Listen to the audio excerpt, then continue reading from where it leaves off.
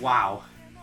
That was truly something else. I can't believe I held this game off for so long. I'm so ashamed of myself. I wonder if there's a Persona 6 in the works at the moment.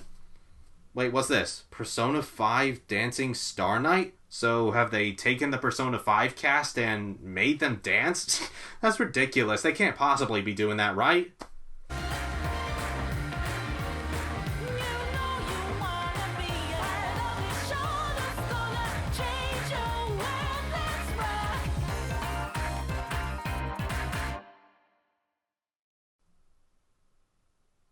What? Here's another one.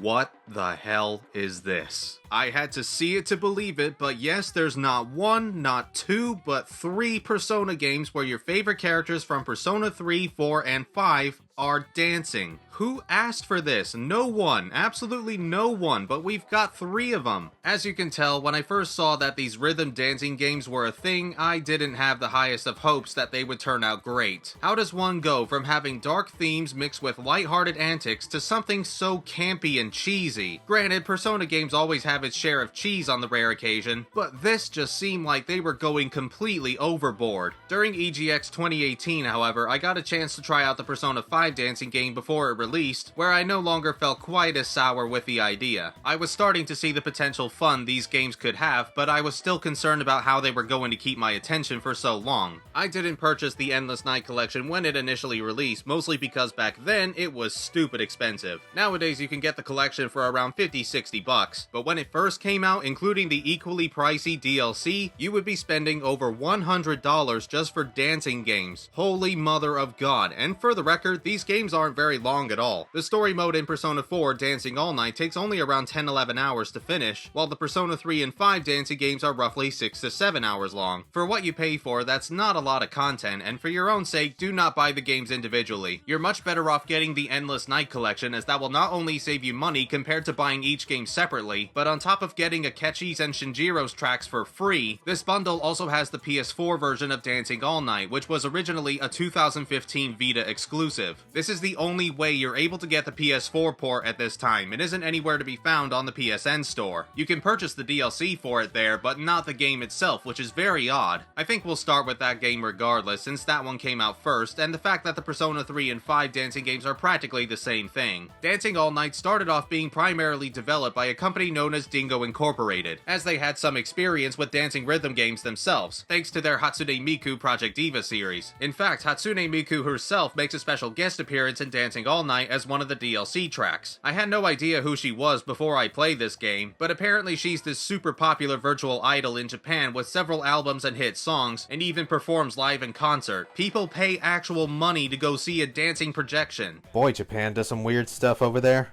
Anyway, that was all well and good, but Atlus wanted to make sure the quality of the game was up to snuff, so they took over main development, with Dingo being downgraded to supporting developer. As I mentioned in the Persona Q video, Dancing All Night was also made alongside that game and Persona 5. Whether that all affected the quality of each game is highly debatable, but let's once again go over the story mode first before I get any further. Like with my arena reviews, I'm spoiling this plot rotten, but also like the arena games, you're not missing much. Just a forewarning anyway. Special thanks to my brother Jude also for recording the story mode for me after all of my footage mysteriously corrupted. You've saved my butt again. I'm not sure how long it's been since the arena titles, but sometime after Persona 4 Golden, Risei's gone back to the idol industry and is supposed to sing and dance in the upcoming Love Meets Bonds festival. And I told my agency that if I'm going to appear in it, I wanted you guys on stage with me. Or at least I think that's Risei, because that sounds nothing like her. Yeah, it seems Laura Bailey had conflicting schedules back when this was made, so we have a new voice for Risei by the same actress who also did Rei in Persona Q. And while she was fine in that game, she doesn't make for a good Risei. I'm sure Ashley Birch is a lovely lady, but her voice was a bit too nasally for Risei. Sorry, got distracted there. Rise proceeds to ask her friends if they're willing to dance alongside her during the festival, to which everyone agrees to help. Yu and Naoto are first up to practice with Rise in the dance studio, where we're introduced to another idol named Kanami, who may seem like a totally new character, but actually she was briefly mentioned a couple of times in Persona 4 during Rise's social link. We also become acquainted with Kanami's idol group Kanami Kitchen, that's a stupid name, but they don't seem to be the sharpest tools in the shed. Not only that, but we get to meet their producer as well, Miss Ochimizu, a stuck-up bitch who's incredibly strict about her client's duties but secretly has a heart of gold. It's that plot device you've seen so many times before, and you'll be sure to remember Miss Ochimizu's name because all of the characters feel the need to mention it every single time she enters a scene. Oh crap! It's Miss Ochimizu! Miss Ochimizu? Miss Ochimizu! Miss Ochimizu! Miss Ochimizu! Miss Ochimizu? Ochi? Ochi? Soon after, anyway, Kanami Kitchen mysteriously disappears, and in addition, there's a rumor going around involving a video of a dead idol showing up at midnight on the Love Meets Bonds website. Yu, Naoto, and Rise watch the video together and end up sucked into the Midnight Channel yet again, now transformed into the Midnight Stage. Inside the Midnight Stage, an unknown being straps ribbons around its victims to brainwash them and force bonds with it, while the shadows sing a song that paralyze our heroes. Violence is prohibited in this world as well, so no one can physically fight the shadows, but the team accidentally discovers that music throws off the shadows, so dancing is the only way to free themselves from the enemy's control. This is so much of a stretch it would make Mr. Fantastic jealous. Yu dances to Time to Make History to express his feelings in skyscraper-sized air quotes, and they manage to escape the Midnight Stage. The next day, the investigation team gather around the dance studio again, figuring out that Kanami Kitchen are most likely trapped inside the Midnight Stage, and the unknown being from before tries to drag Kanami in as well, but ends up grabbing Miss Ochimizu instead after she pushes Kanami away. The team follows suit as they all split up to search for each member of Kanami Kitchen and Miss Ochimizu. They locate everybody in due time, but they all go through the same process of having a drastically different personality to when we first met them. The unknown being then forces the girls to have a bond with her, to which she briefly succeeds as they're talking about sticking with their idol personality because that's simply what the fans want. Their emotions proceed to get all out of whack, but someone in the investigation team busts a few moves to break the spell. As each member is rescued and taken to a dressing room, which apparently is the safest place, the team finds missing pages from a diary, to which the clues seem to point to the deceased idol from earlier named Yuko Osada. The spectating shadows are also those who got dragged into the Midnight Stage after watching the video. There's another side story from here onwards where Dojima and Nanako catch one of the potential casualties of the video trying to kill Kanami and blaming her for the situation. They came because they grew concerned about Yu and the others, but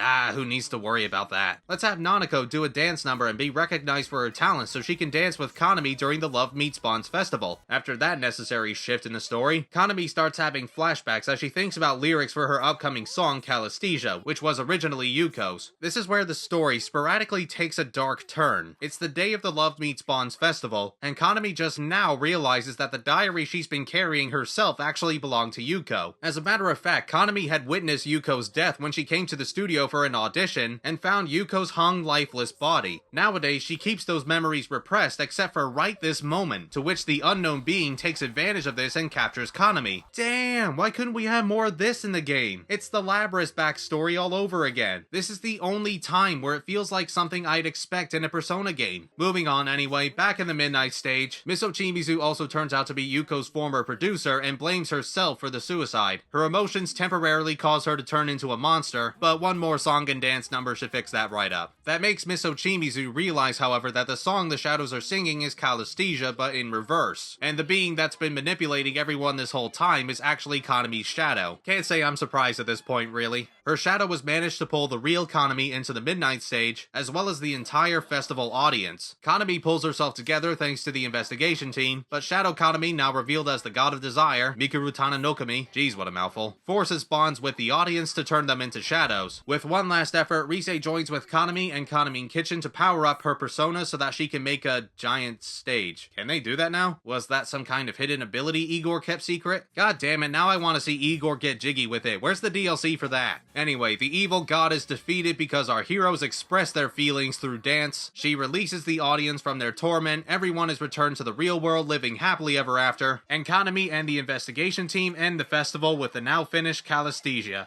This story, is a complete joke. It's so ridiculous and corny and frankly rather dull, but I won't lie when I say I found most of it to be so bad that it's good. When I see the characters taking an utterly absurd plot like this so damn seriously, or watching their personas perform instrumental solos, I can't help but just laugh at it. Kanami can be a little annoying at times though. She's either too energetic or too timid for my liking. The other idols aren't the deepest characters themselves. I can't even remember all of their names. Miss Ochimizu is so cookie cutter that I only remember her name because everybody else repeats it so often. And the villain was just super lame. So much fat could have been trimmed as well if some of the characters didn't have inner monologues every 2 seconds. There was absolutely no point in these existing aside from repeating what just happened or including unnecessary details, like Risei's manager giving you a cup of coffee. Narukami's choice of beverage concerns me not, thank you. This was also a problem in the arena games, which I forgot to mention in that video, but I don't get how this hasn't been improved in the slightest since those games. Then again, I'm not all that surprised this was a dumb plot. Even the best writers in the universe couldn't make a good story for a dancing game. It's a tale about a bunch of high school kids using the power of song and dance to save the world. There is no possible way you can make that cool. I'll give credit to the character portraits though. They're a lot better animated than the arena games and almost look as good as they do in Persona 5. I say almost because very frequently whenever anybody's not talking, they leave their mouths gaping wide open for some reason and it's incredibly distracting. Not to mention unpleasant to the eye sometimes. They're just standing there like, duh. It once again comes across as very lazy. Even the anime cutscenes look a bit rushed this time. And don't tell me all of this is because of the Vita's limitations. It managed to get an actual Persona title on it, so what's this game's excuse? I may have ironically enjoyed moments of the story, but that doesn't mean it was good to look at. It takes like an hour to get into your first proper song that isn't a tutorial. You're a dancing game, stop pretending you're more than what you are. The story drags on a lot, particularly with the Nanako and Dojima stuff, but I think I'd still rather take this than the arena games, and I at least did get a couple of intentional laughs here, surprisingly some of them coming from Teddy. He actually has funny things to say in this one, color me amazed. This is a very serious situation indeed.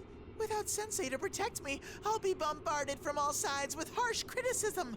Dude, just don't stir up any shit. Alright, that's enough! Let's say we dive into the actual dancing part of the game now, shall we? And if you're expecting me to dance at any point in the video, then yeah, not happening. Right, okay, if you've played any other rhythm game before, like any other rhythm game, then you should have a pretty good idea on how Dancing All Night works. Lots of notes will come flying towards different circles representing controller buttons, and it's your job to hit the correct button at the correct time when the notes touch these circles. Most of the notes will just require a basic tap of the button, sometimes you'll need to hold down the button to maintain the rhythm, and other times you might need to press 2 buttons simultaneously. Getting a great or perfect rating when you hit a note will add to your overall combo that'll earn you more points the higher it is, but missing a note or even getting a good rating will break the combo, which gets pretty confusing when you're trying to get the best possible score. Scratches are also done by timing these inner rings with the outer ring by moving one of the analog sticks or pressing a bumper button. Nothing will happen if you miss it, but it is necessary if you want to earn the best possible rank at the end of the song, King Crazy. Otherwise you'll be stuck with either a stage clear or a brilliant rank. You also have to make sure the audience, represented by these shadow icons, don't get disappointed with your performance. If you miss too many notes and the meter drops too low, you fail the song. Luckily, the scratches and the different types of notes are color-coded to let you know more easily what you need to do, so it's all down to just practice by that point. Still insanely annoying though when you do so well on a song and that one good rating you didn't even notice ruins your whole chance of getting a King Crazy. The tracks at the very least only last a few minutes each, the longest one I think being around 5, and they're all classic Persona 4 tunes, some in their original form, and some with brand new remixes. A lot of the remixes in my opinion are actually pretty damn good, and a few of them like Specialist, Pursuing My True Self, and Signs of Love I actually think are better than their original versions. At certain places in the song, if you manage to hit enough of these rainbow colored scratches, you'll enter what's known as Fever Time. During Fever Time, your score increases a little bit, combos won't break unless you flat out miss the note, the audience won't change their opinions about you if you have 2 left feet, and the main dancer to the song will be briefly joined by a partner for a little extra flair. It's not much, but it puts you in the right mood when it happens. That's really about all there is to the gameplay. A lot of the content mostly comes from the story mode, and there's the free mode you can do alongside it, where you can play any of the available songs at any time, and put the characters in different costumes and accessories to add more silliness to it. You get all of that stuff from Tanaka's shop by using money you earn from completing a song, with the higher ranks providing even more money. Permanent items can also be bought, which basically act like modifiers to the song if you want more of a challenge or let the song go a bit easier on you, such as not letting good ratings break the combo or having the notes fluctuate in speed. Again, it's not much, but something to add a bit of replayability. Well, overall, I have to say I'm pretty impressed. Atlus somehow took such a stupid idea of having Persona characters dance and still made it fun. Yeah, the story mode is crap and easily the worst thing about it, but the songs kick ass, the gameplay is a lot of fun while trying to get the best rank and score, and the choreography is great, though it's a bit hard to see while playing on a big TV and you're trying to focus on the notes. I imagine the Vita's smaller screen makes it much easier, but I'd still say get the Endless Night collection anyway just for the PS4 version of Dancing All Night. Regardless, this was a very pleasant surprise, and I'll continue dabbling into it from time to time. Which now leads us to the Persona 3 and 5 dancing games. Persona 3 Dancing in Moonlight and Persona 5 Dancing in Starlight, not sure why the name's different, were both released on the exact same day, December 4th, 2018. These games were also developed for the Vita as well as the PS4, but personally I'd much rather have these on the PS4, and get the Vita versions if they're cheap. Anyway, these two are pretty much the same as one another, just with different characters and songs based on their respective games. The gameplay hasn't changed in any way since Dancing All Night either, so it's just a matter of which game soundtracks you prefer or which lineup of characters you'd rather see dance. Honestly though, and it's sad for me to say this, I think the Persona 5 dancing game is the weakest in terms of the track list, more specifically the remixes. They're not all bad, I quite like the redone credits music with Morgana, and the Life Will Change remix the twins dance to is pretty good as well, but for me, none of the other remixes hold a candle to the original renditions. I love Dancing in Starlight's intro song, however, called Groovy. This was so damn catchy, and the visuals accompanying it were just awesome.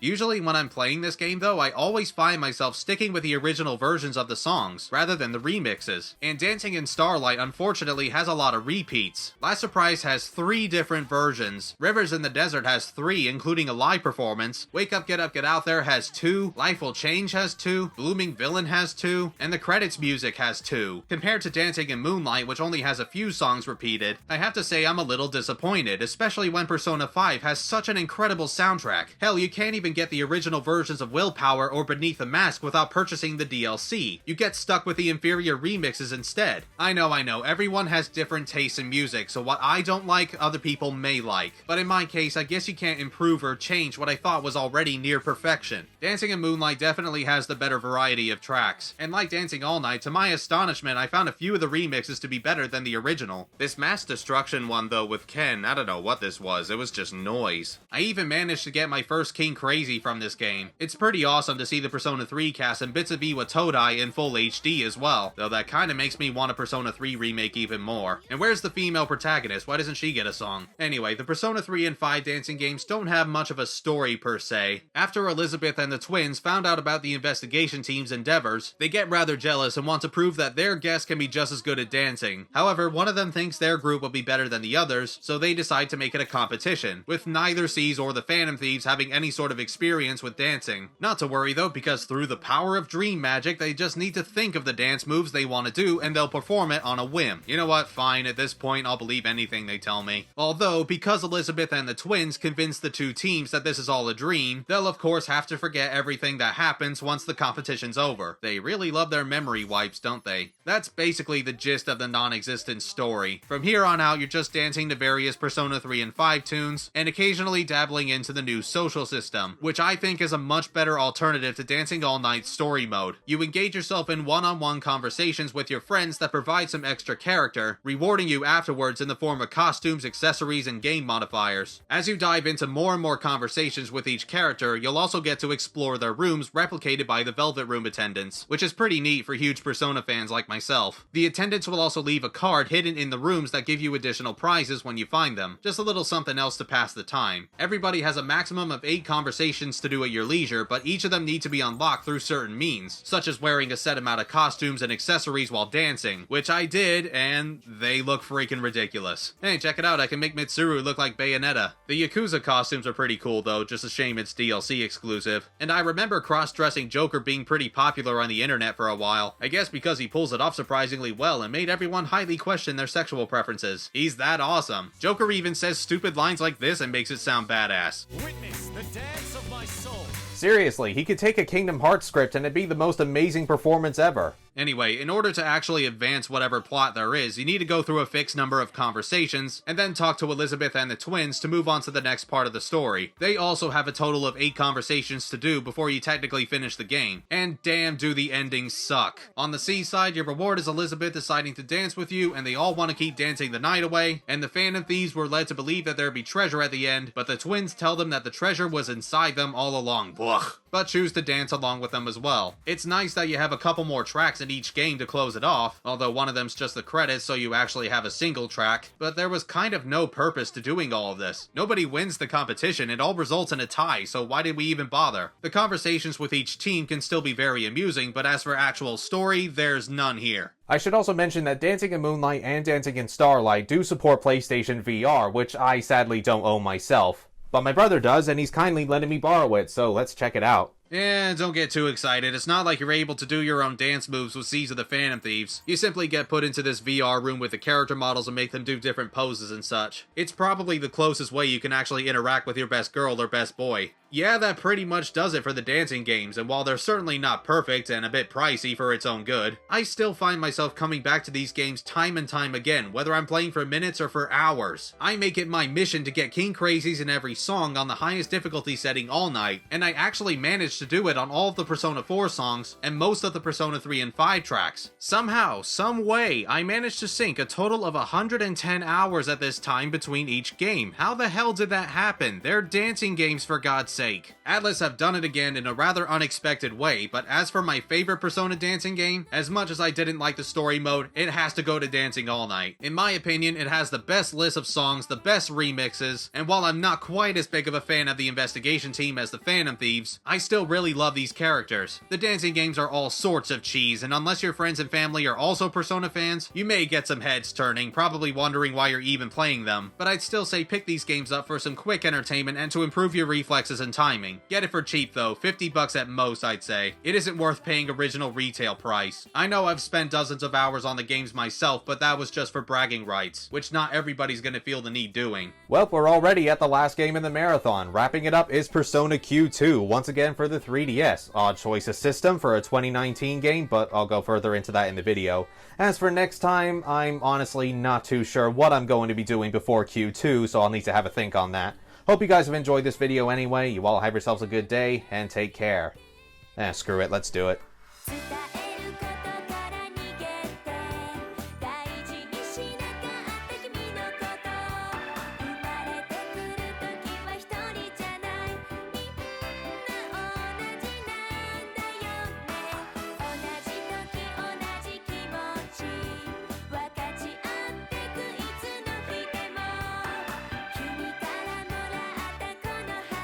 But my brother does, and he's kindly... Oh, dear. Let me hit myself with it. Hey, folks, not many good outtakes again, unfortunately. What can I say? I'm just too good at this. But hopefully my half-assed dancing has made it worth it for you. And if you have liked the video, of course, hit the subscribe button or let me know in the comments what you thought of the video. Thank you very much for watching. You have yourselves a good day, and take care again.